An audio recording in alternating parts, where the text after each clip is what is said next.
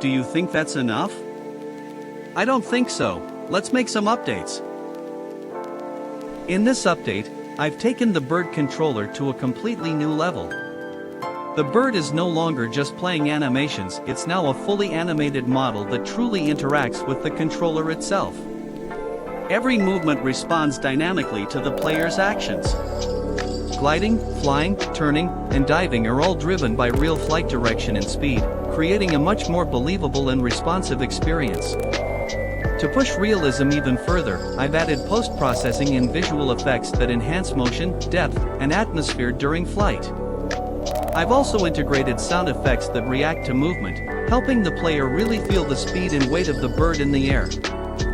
Finally, I've included demo scenes so you can instantly test, explore, and understand how everything works together.